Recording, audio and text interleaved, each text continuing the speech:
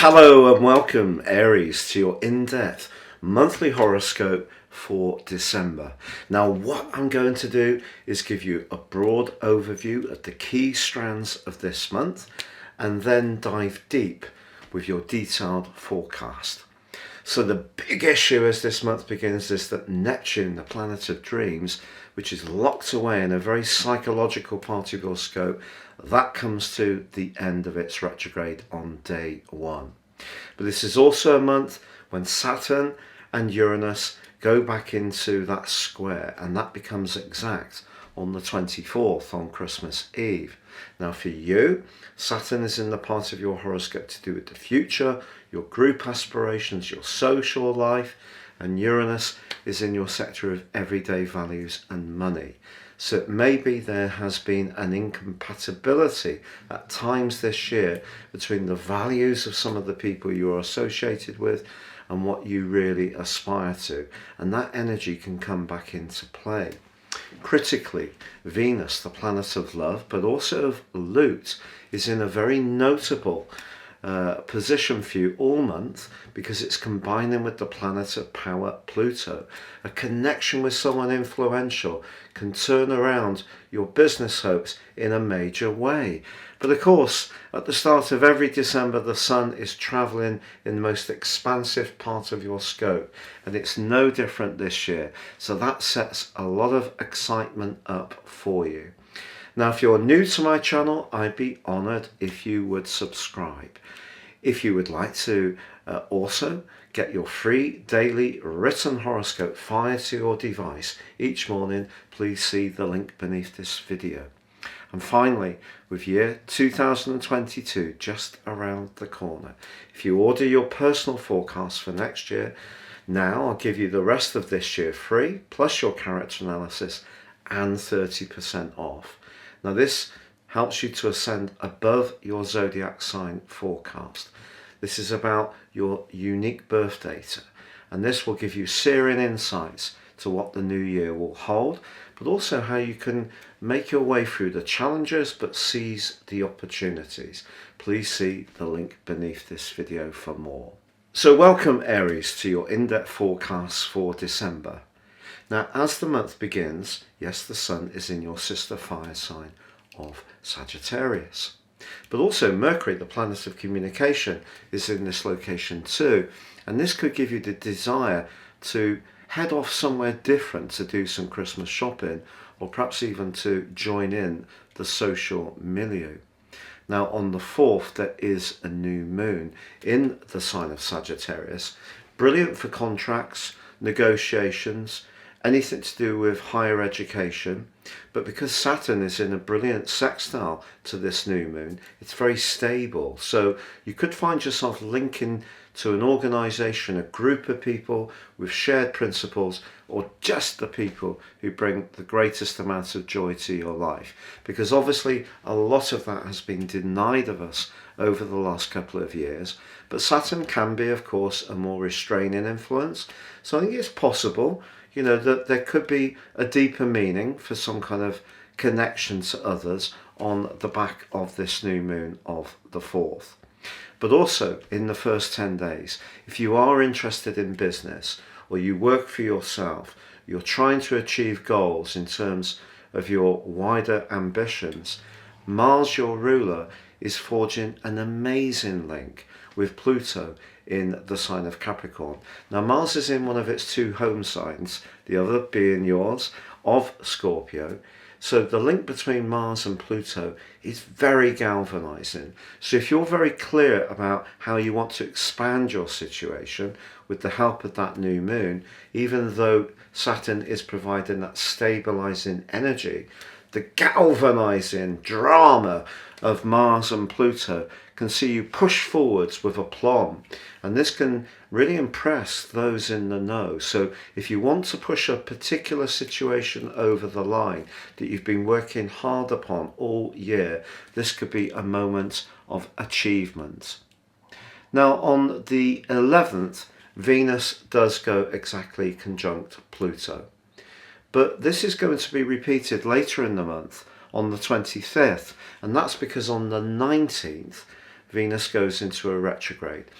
It's journeying through the sign of Capricorn through to the 6th of March. And it does suggest, Aries, it's not just what you know, but who you know. So people in the positions of influence can be enormously helpful to you. So your ability to cultivate contacts is definitely going to be a factor in how you move forwards this month. Also, in week 1, the combination between Venus and Pluto is linking in a very instinctive way with the now travelling forwards Neptune. So don't be fearful to listen to your gut instincts around more practical strands as much as your love life or a relationship matter. Now the 13th sees Mercury make its way into Capricorn. Mercury in Capricorn is, I think, a very good position for this planet because Capricorn, of course, is an earth sign. It's very businesslike. And because Mercury governs the sign of Virgo, also an earth sign, it is very good in helping to turn its passion for detail and organisation and providing services in Virgo in the sign of Capricorn. It can really see you reap the benefits. So if you are someone who does want to make that progress around a commercial business or job situation, this is very helpful to the conjunction between Venus and Pluto too. But your ruler does move out of the deep and passionate Scorpio on the 13th and travels into your sister sign of Sagittarius. And it's going to be there through till January the 25th. And that's really a 6-week period where you could do something really quite spontaneous when it comes to travel. It depends really on COVID restrictions, doesn't it? But if you can head off for some winter sun or winter snow, depending on what is your particular cup of tea, Mars being in this location will definitely give you a passion for exploration and adventure, very much in keeping with your natural instincts to live in the moment and be quite daring. The 19th, however, does see a full moon. This full moon is in Gemini. Gemini for you is everyday communication. And maybe it is that your desire to expand your world in some way or change something around your work could be resisted by someone closer to you who might prefer to keep the status quo. Just try to work through that. And the best way to work through a 9th, 3rd house full moon is by listening. It's not just about contributing your ideas.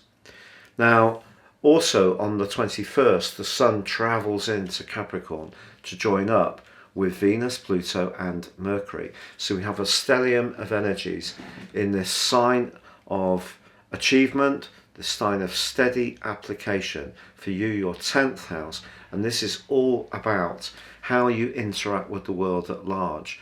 The Sun moving into this location so late in the year may be a little bit out of keeping with everyone else's desire to party, and you may have that desire too. I think basically it's just saying do stay mindful of business opportunities because they are going to be there.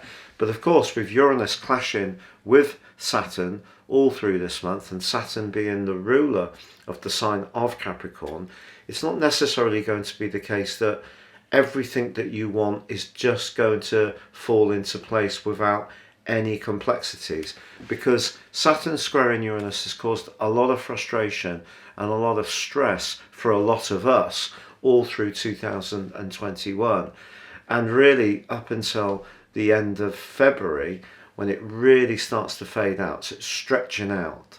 The 3 degrees that I take into account in terms of the orb or the connecting energy of the aspect, that really is pretty well done by the end of February.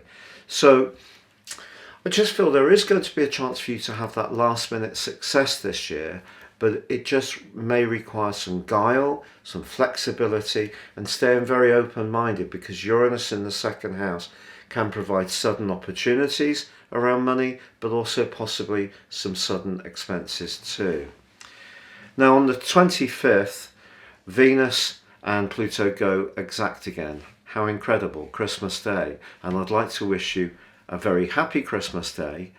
And I guess what this does really is help us to think about who's really meaningful in our lives. Sometimes the people who really provide the bedrock of our support are not always the most glamorous players. They're those steady citizens who are there with us through rain or shine. And I think as Christmas Day occurs, you really will be able to celebrate those people, whether it's your parents, offspring, siblings, colleagues, just people that you hang out with pretty regularly. You really will have a sense of who you appreciate. But it's also possible, if you are single, that someone could come into your world through work, someone older or younger, or it could be a relationship that develops in your situation that takes on a much more ambitious vibe. So it could go from being flirtatious and fun to something more longer lasting and tangible. On the 29th, however, Jupiter does make its way back into the sign of Pisces. If this rings a bell, it's because it moved there on the 15th of May. It then returned into the sign of Aquarius on the 28th of July, but it comes back into the sign of Pisces as the year comes to a close. But the great thing about that is that Jupiter also governs the sign of Pisces like it does the sign of Sagittarius. So that just means that I think as the curtain comes down on the year, you will feel particularly sentimental about certain elements of what this year has meant. But I would just tell you that when it comes to that part of your nature that can be very action orientated, self-confident, there is a gorgeous set of alliances between the 16th and the 21st when Jupiter's influence in the sign of Aquarius really peaks in a sextile with the Sun in Sagittarius, and that's brilliant for you. This is a very symbolic meeting of the Sun and Jupiter. The Sun in the expansive sign of Sagittarius, which Jupiter governs. Jupiter's influence over Pisces is much more spiritual, I feel. So that can also be a point where you just punch through and use your personality power and enthusiasm to really grasp an opportunity. But as this year comes to a close, whilst a lot of people may be turning their thoughts to having some downtime, being with the family, celebrating after what has been another very complex year, I think for you, you could be thinking very, very strongly about what your role in life is, how you earn a living, and how you connect to the world at large. And next year, year 2022, offers enormous opportunities in that regard. So I'd like to wish you a very happy new year and that superb Christmas day. But for now, take care, good luck, and goodbye.